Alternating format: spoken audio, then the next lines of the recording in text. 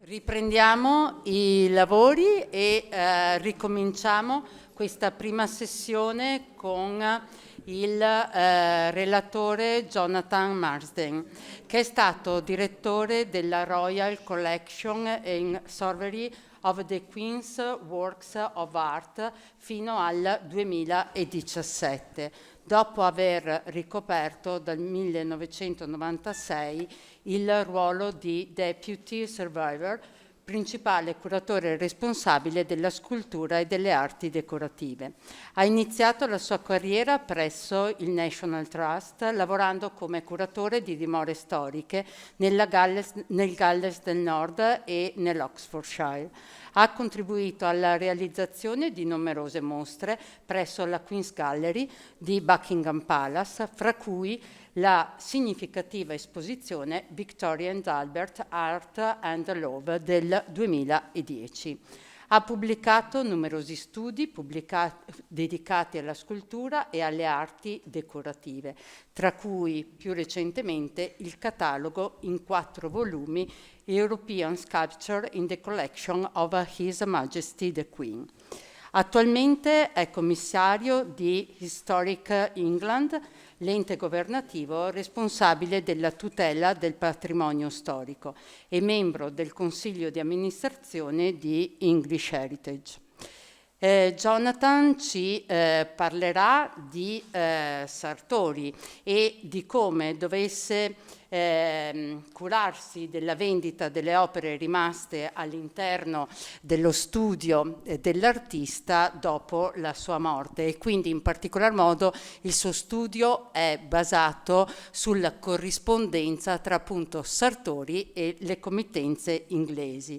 Il titolo del suo intervento è You have the last strokes and touches of his chisel, Giovanni Battista Sartori, e il completamento e la consegna delle opere di Canova per i committenti inglesi. Prego. Grazie. Moira, prima di tutto mi dispiace molto non poter parlare in italiano. I'm most grateful to the President, the Director and members of the Foundation for their kind invitation. I was here in 2006 as part of a conference at Bassano del Grappa concerning the international patrons of Antonio Canova, principally George IV, who will feature again among my remarks today, along with several other British clients whose commissions to Canova were interrupted to varying extents by his death in October 1822. I'm going to be speaking about the role of Sartori in achieving the best possible outcomes in these cases. And I have had by my side throughout my work the published work of Francesco Leone and also Alessio Costarelli, I see here. When Canova died in Venice in October 1822, the studio contained numerous works at various stages of completion. There were those he had completed himself, but for one reason or another had not yet left the premises. There were 1 or 2 on which he had begun to work, and there was another quite big category, which Antonio d'Este characterized as works that the sculptor prepared but never laid a hand upon.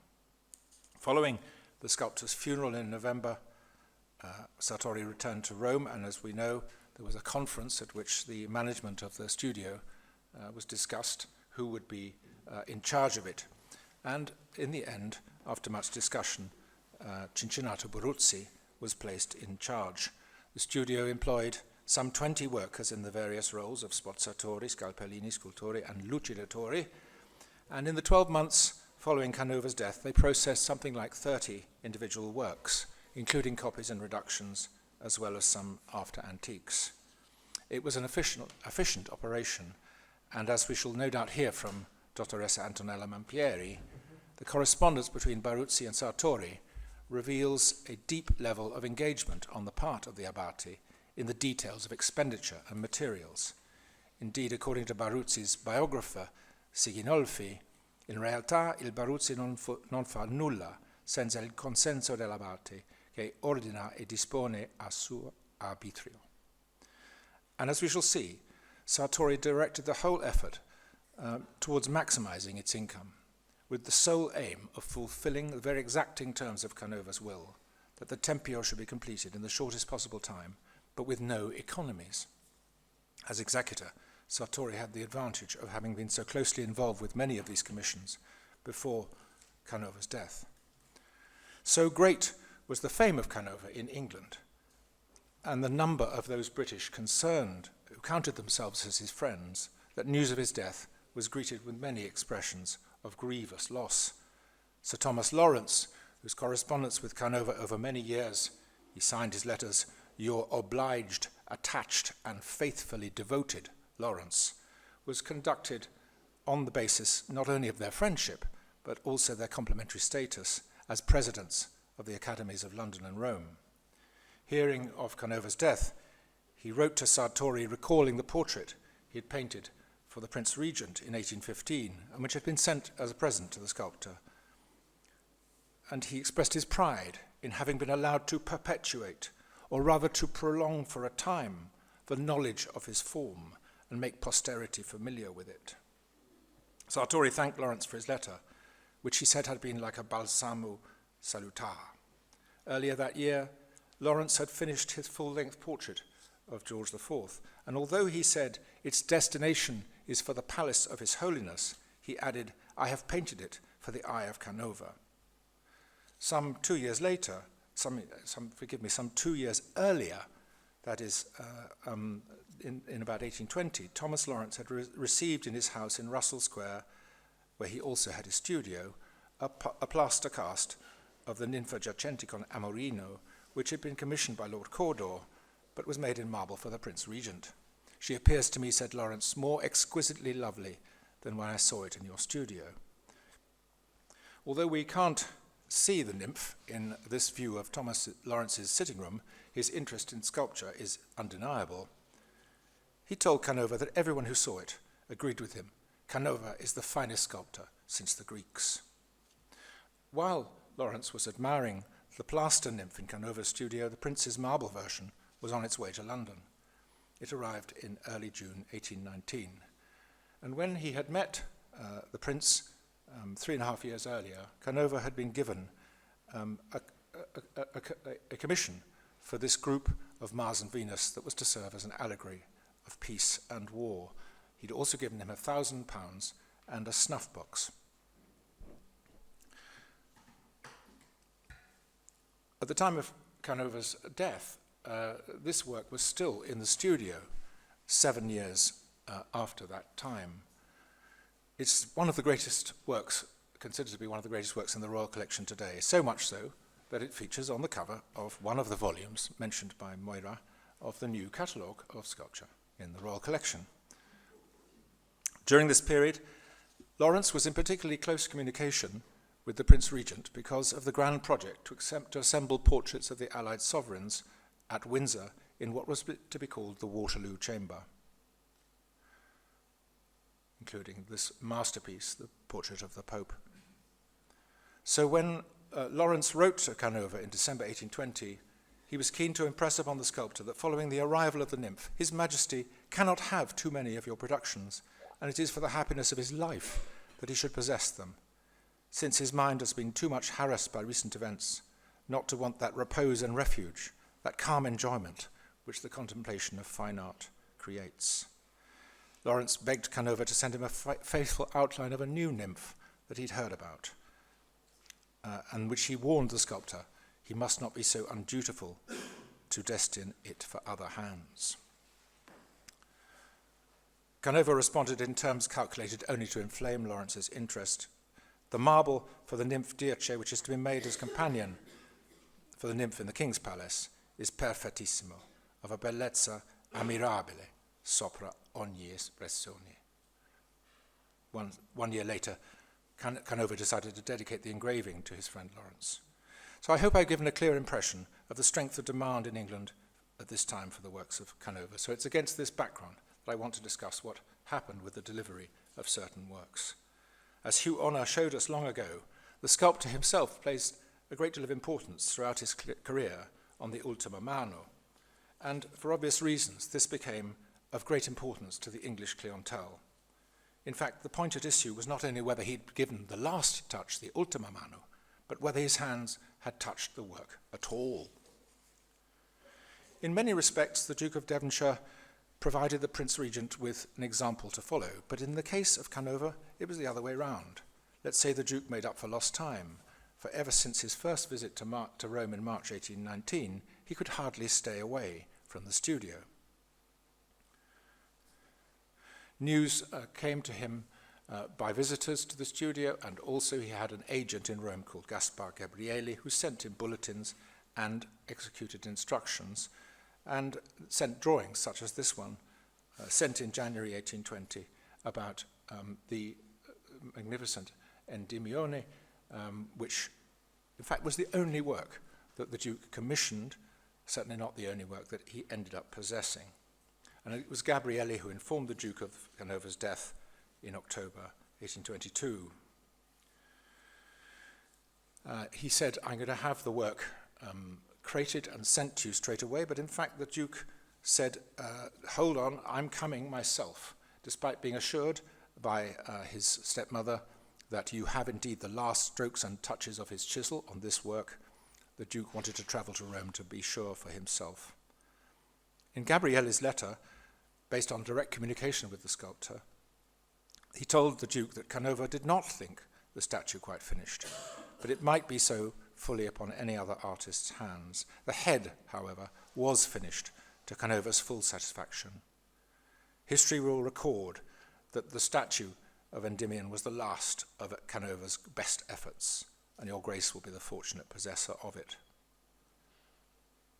So he arrived in Rome on the 17th of December, and between that day and the Requiem Mass for Canova in January at Santi Apostoli, the Duke went to the studio a further 12 times. And on the 21st of December, he went to the house to see Sartori and pour Canova's pictures and apartment. And he bought a number of marble fragments and other small objects from the studio, and somewhat later he came into possession of the colossal bust of Napoleon, you can see here, under the will of Lady Abercorn. And her sister, Lady Julian Lockwood, later presented him with these modelling tools, a small fraction of what you can see here, which are built into the wall of the sculpture gallery at Chatsworth. I want to move on to another patron now, the Marquis of Lansdowne. Two classic English aristocrats, but appearances can be deceptive. Lord Lansdowne was the son of a prime minister and himself a politician, whereas the 6th Duke played very little part in politics. And Lord Lansdowne inherited this magnificent mansion in Berkeley Square in London, which his father had stocked with antiquities. Canova had visited the house in November 1815 and inspected the collection. There's no wonder that Canova told him how flattered he would be if his work, The Sleeping Nymph, were to enter this Ammirata Galleria. At the time of Canova's death, Lansdowne was already fully preoccupied with his political career and could only rely on correspondence and what he heard from friends who visited, including the Duke of Devonshire and Lady Mary Cavendish Bentinck. And here is a drawing of the Sleeping Nymph that Canova sent to Lawrence in December 1820, with his usual caveat that it would do no justice to the finished marble. In May 1823, Lady Mary, who we saw just now, wrote to Sartori on behalf of Lord Lansdowne, asking who was going to undertake the work of carving the marble. She said his lordship believed that the value of the statue had already been reduced by at least half, because Canova never touched it.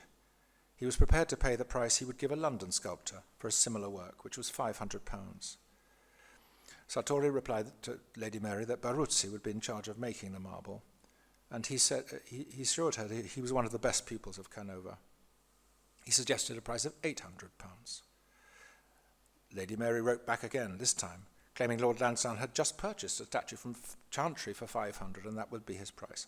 But I can't actually find evidence that he had purchased such a statue. Just after a year after Canova's death, Sartori wrote to Lord Lansdowne to inform him that this nymph had now been entièrement ébauchée from the very block chosen for it by Canova. And he said to Lord Lansdowne, no lack of zeal or diligence had attended the efforts of the studio to complete the work. But 2 months later, a political friend of Lord Lansdowne, Nicholas Fazackerley, reported from Rome that he'd been to the studio and endeavoured to discover as well I could whether any and what part of the work had been executed by Canova. And he says, and I'm quoting him, "The glorious uncertainty of Italian evidence made this attempt hopeless."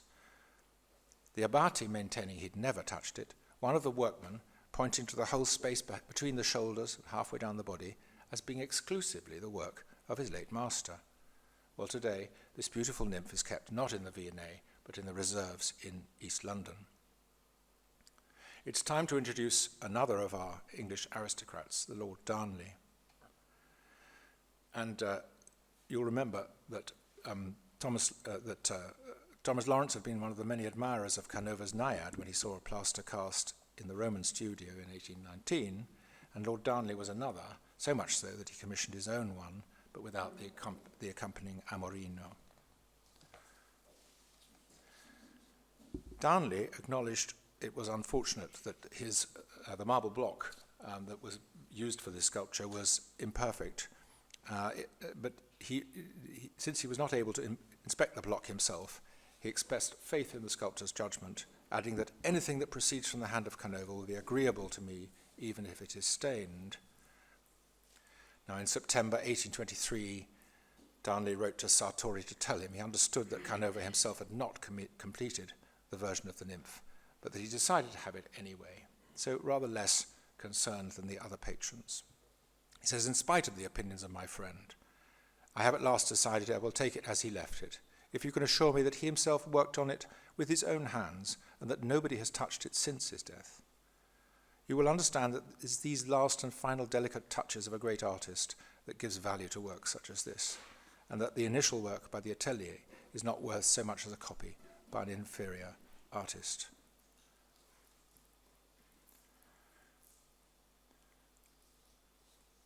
Now, I'm just going to show you the only, it's very sadly the case that there is very little documentation concerning the supply of the royal purchases. And in fact, the only documents that we have are to do with the shipping and packing of the fountain nymph, and not anything about the actual cost of the work. But I'm going to end my remarks with George IV, for whom Canova first met during his mission to London in November 1815, seeking support for the return of the marbles taken from Rome by Napoleon's armies. It was on this occasion that the Prince, regent as he then was, gave the commission for this new work.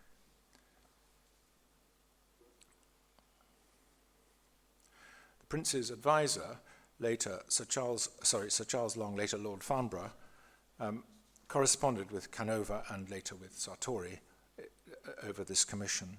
And in the course of the several years it took for the colossal group to be made, Long was obliged on several occasions to ask Canova to make variations to the design. For instance, on one occasion, here's Long, on one occasion asking that the shield should be decorated not with St. George and the dragon or anything else, but actually with a profile head of the patron.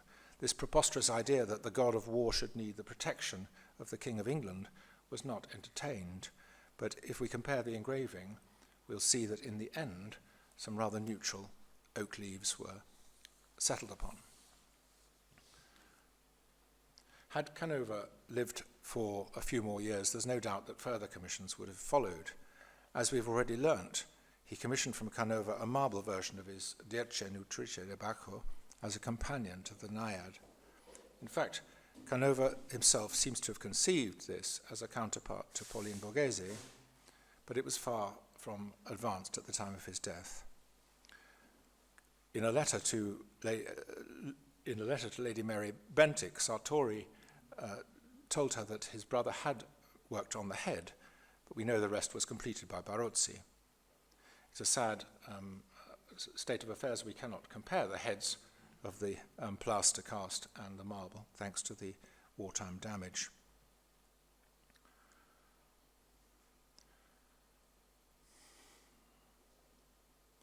It's worth now reflecting on the case of Mars and Venus, just to understand the extreme difficulty that Sartori faced in fulfilling his obligation.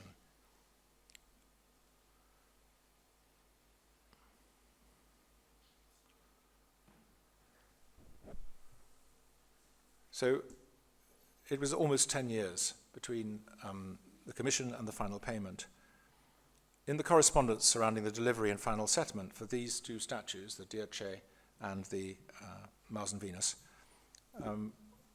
Sartori's predicament can best be understood.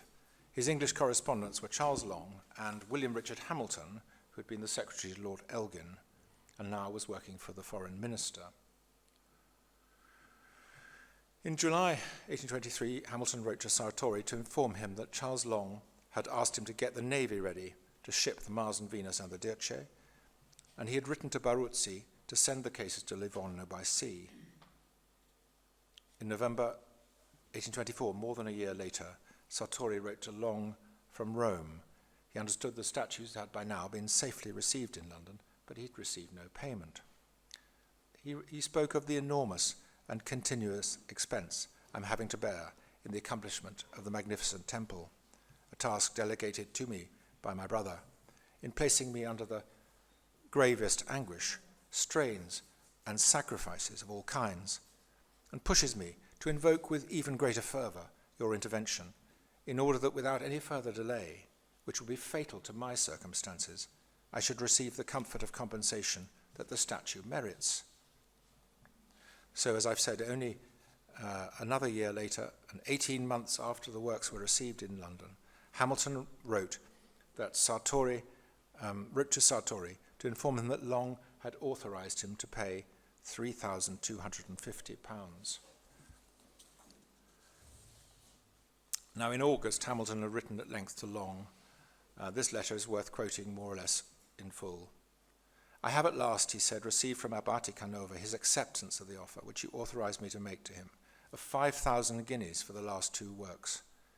I cannot say that he's perfectly satisfied you pay the full amount of what they are worth, or of what his brother would have expected, but I am persuaded he is highly flattered that these his brother's latest finished works should be deposited in the palace of the King of Great Britain, to whom he considers himself, as his brother did, so mainly indebted for the halo of glory which shed fresh lustre on Canova's last days, which led to the honours he received in Rome both from the Pope and from his contemporaries, and which in fact enabled him to continue to extend his charities towards deserving artists, and more especially to bring about the magnificent project of building the temple at Possagno.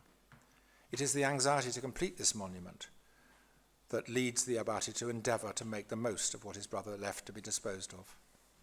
It's a praiseworthy motive, and we cannot but respect him the more for it.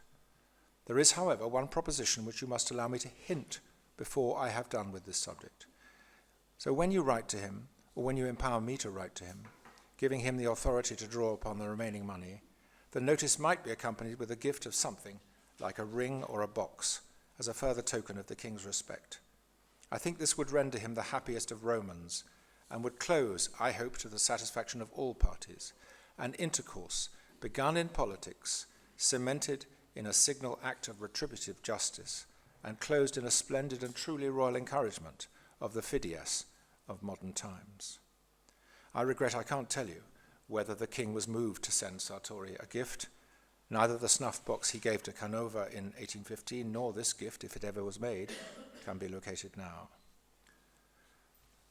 The last line of Hamilton's letter refers to the circumstances of 1815, when Canova and Sartori were in London on behalf of Pius VII. In the great portrait by Lawrence, which includes a view in the background of the new museum for the reception of the marbles from France, the Pope is holding a piece of paper. We don't know what it says, except that it bears the name Antonio Canova. In all of this, we find Sartori to have acted as the perfect executor, loyally striving to extract every penny of value from his brother's estate in order to fulfill the will and to complete the enormous construction project. He was a man who, despite his chosen profession, was capable of managing an enormous construction project and, simultaneously, a production business with 20 employees 500 kilometers away, for customers who are 4,000 kilometers away. The potential for misinformation and misunderstanding, costly mistakes and delays was enormous. His achievement is truly impressive. As a final footnote, in 1828, after Sartori had signed his first contract with Baruzzi for the sale of the studio, George IV gave a commission to Francis Chantry to make a posthumous bust of Canova for his new gallery at Windsor. In this gallery, George IV placed ranks of portraits by Lawrence and busts by Nollekins and Chantry, representing his friends, political allies, and heroes. Very sadly, Canova's bust was never admitted to the gallery. The ledger is simply annotated in Chantry's hand to the effect that the commission was annulled by the death of George IV himself in 1830. Grazie della vostra attenzione.